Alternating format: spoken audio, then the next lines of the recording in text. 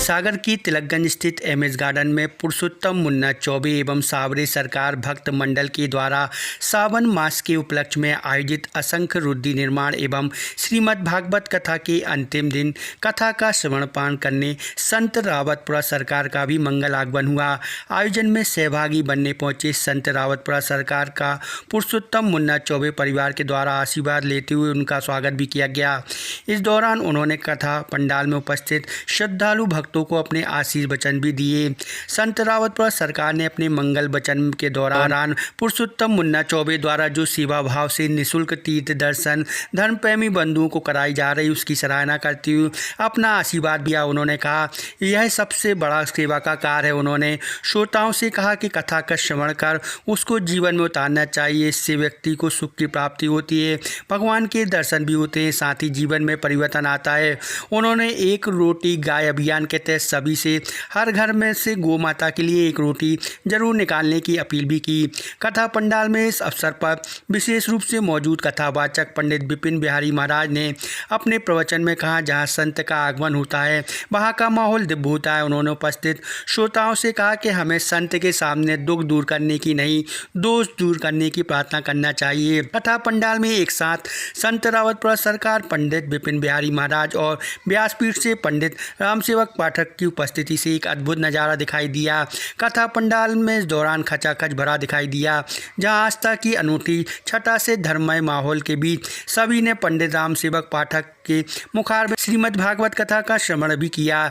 यहाँ हम आपको बता दें कि 21 अगस्त से 27 अगस्त तक इस बार श्रीमद् भागवत कथा और असंख्य रुद्री निर्माण का क्रम लगातार चलता रहा है, जिसमें बड़ी संख्या में धर्म प्रेमी लोगों ने पुण्य लाभ अर्जित किया।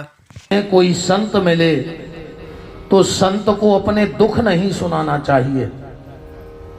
जिंदगी में कोई संत मिले उसको अपना दुख मत सुनाओ। संत मिले तो उनसे ये मत कहो कि हमारे दुख दूर कर दो। संत मिले तो बस हाथ जोड़ के चरण पकड़ के ये कहो कि हमारे दोष दूर कर दो, क्योंकि जब संत जीवन के दोषों को दूर कर देते हैं तो दुखों का विनाश तो अपने आप हो जाता है।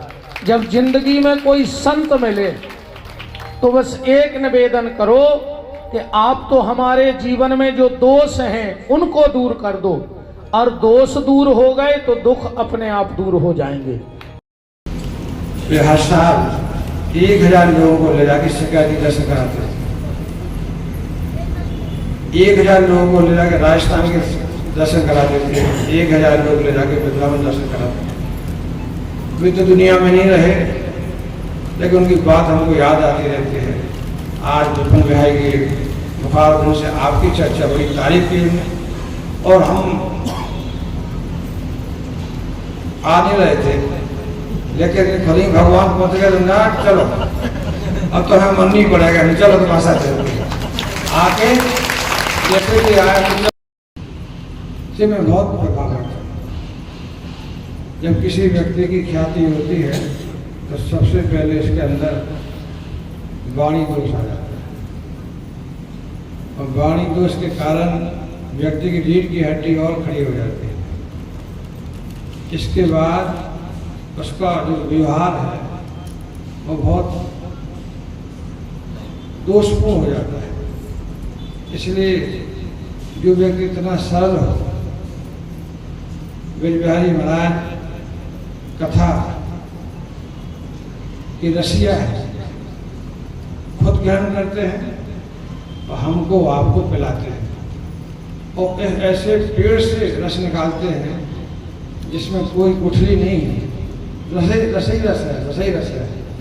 एक डॉक्टर हरि सिंह गौर के चैनल में प्रणाम करता हूँ, उनने भी एक पेड़ लगाया था जिसमें कोई गुठली नहीं है, और महाराज जी रस बिहारी जी महाराज ने भी एक पेड़, मां नर्मदा का कलश हर जगह खुद पी रहे और हम लोगों की प्यास भी बुझा रहे हैं। इसलिए महाराज जी को बहुत बहुत शुभकामनाएं, साधुवाद, आशीर्वाद, तो हमेशा उसके पास सब बना रहे।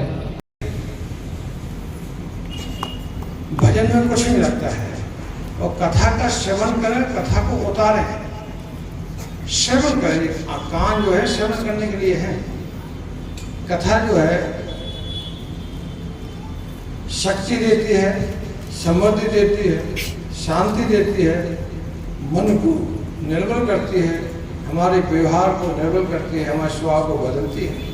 कथा जो है भगवान के प्रग्रह है, भगवान के दर्शन नहीं किए, लेकिन कथा रूप में भगवान के दर्शन को हो जाते हैं। इसलिए आप श्रवण करें।